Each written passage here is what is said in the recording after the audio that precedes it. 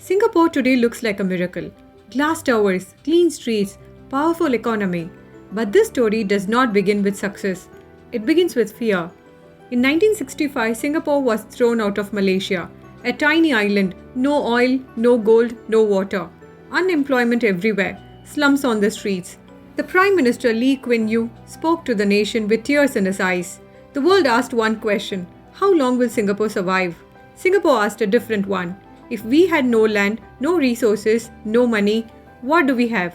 The answer was simple: people. And that single decision changed everything.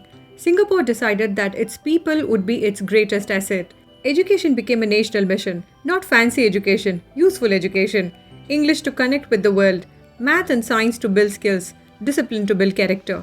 But educated people need opportunity, so Singapore made another bold choice. It opened its door to the world. Global companies were invited, but on one condition: no corruption, no confusion, no shortcuts. Clear laws, fast decisions, zero tolerance for bribery. Investors started coming, money started flowing. But then came a dangerous realization. We can attract money, but can we earn trust? Because no investor trusts a dirty country, no global power respects chaos. So Singapore attacked the problem from the root. Not with slogans, with laws. No littering, no spitting, no vandalism, heavy fines, public shame, strict enforcement. People complained, but slowly habits changed. Clean streets became a message: this country is serious. Still, clean roads mean nothing if the system is dirty. So corruption was crushed without mercy. Ministers, officers, anyone guilty punished equally. No power, no position, no escape.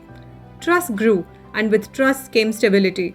And growth brings another risk: inequality. And inequality destroys nations. So Singapore ensured dignity, affordable housing, different races living together, no ghettos, no segregation. Over 80% of citizens owning homes.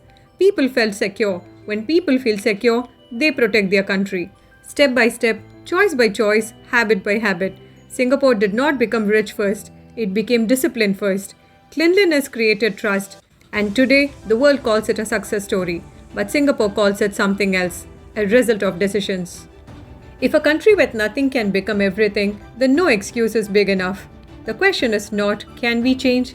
The real question is, are we ready to choose discipline over comfort? If this story made you think, don't keep it to yourself. Nations don't change by speeches. They change when people decide to act. Thanks a lot for watching. Kindly subscribe, like and share for more real stories that shape mindset, not just views.